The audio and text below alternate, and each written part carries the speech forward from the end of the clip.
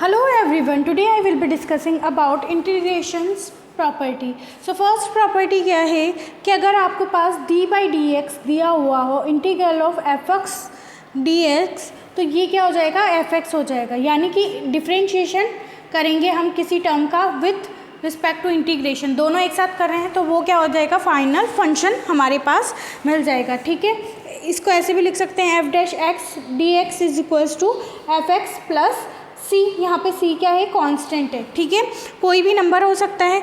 Second property हमें क्या बोलती है कि अगर हमारे पास दो फंक्शन है F one x plus minus F two x D x, तो इसको इंडिविजुअल भी हम इंटीग्रेट कर सकते हैं। कैसे, हम फर्स्ट में लिखेंगे F one x D x plus, अगर प्लस दिया है तो प्लस, माइनस दिया है तो minus F two x D x.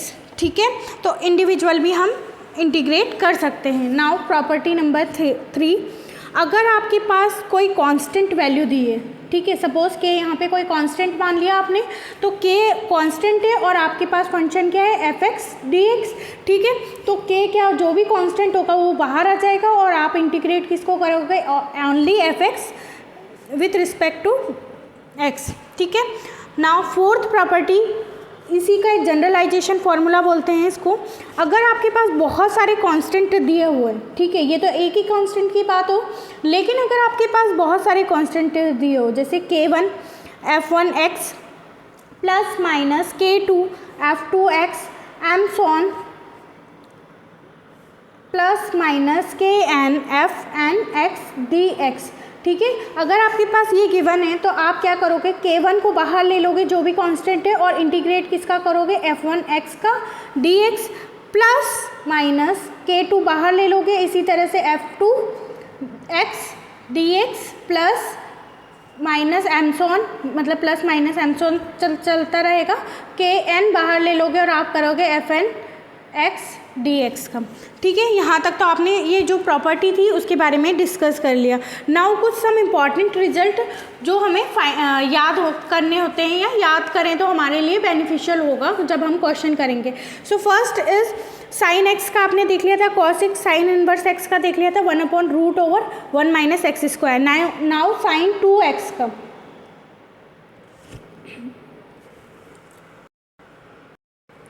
Sign 2x का डिफ्रेंशिएशन क्या होगा, 2 cos 2x। ठीक है, साइन 2x का cos 2x और 2x का क्या होगा, 2, इसलिए 2 cos x। इसी तरह से आपको एक डिफ्रेंशिएशन और याद रखना है, e की power x square, it means 2x e की पावर x स्क्वायर।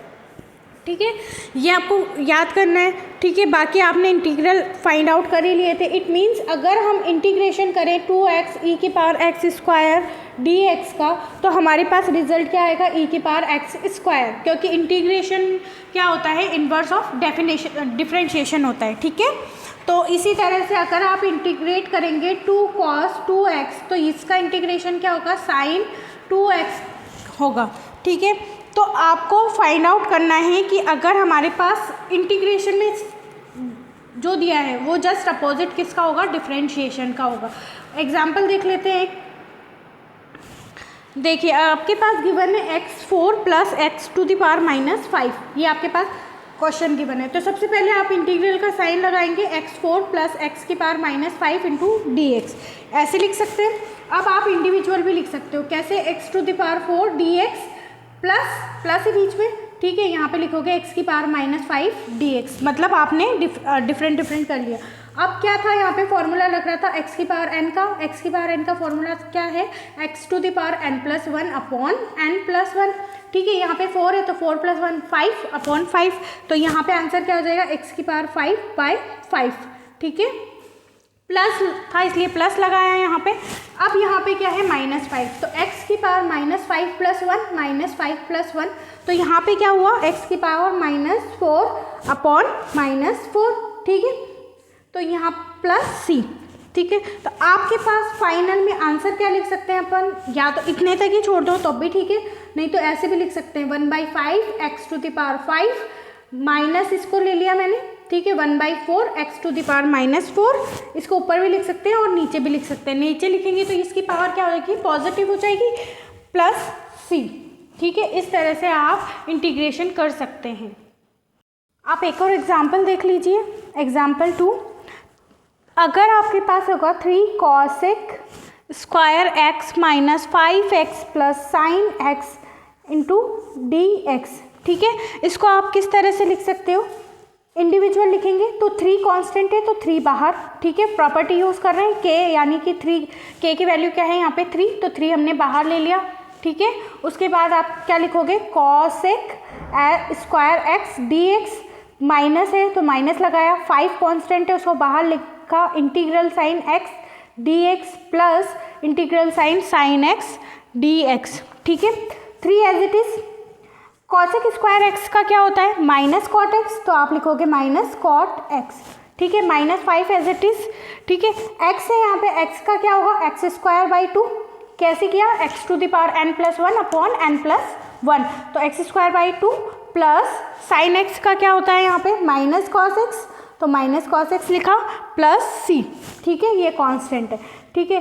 तो फाइनल आंसर आपके पास क्या आएगा, -3 cot x -5 x²/2 minus cos X plus C, ठीक है, ये आपके पास फाइनल आंसर आ गया। इसी तरह से एक और एग्जांपल देख लीजिए आप, 1 - cos 2x dx, ठीक है। ये फॉर्मूला किसका है, ये फॉर्मूला है sin स्क्वायर x को चेंज कर देंगे अगर अपन, ठीक है। तो ये फॉर्मूला हमारे पास बन जाएगा √2 sin स्क्वायर x, ठीक है, dx, 2 sin square x dx, यानी कि 1 - cos 2x का फॉर्मूला आपने लिख दिया 2 sin स्क्वायर x, ठीक है।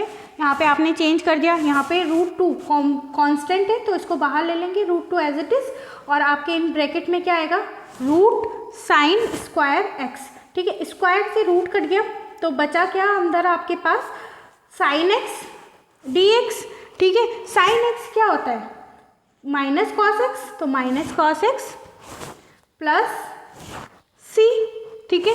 तो फाइनली आपके पास आंसर आ गया -√2 cos x प्लस सी, ठीक है। इस तरह से आप क्वेश्चन करेंगे, ठीक है। In next lecture we will discuss about theorems and more standard result. Thank you.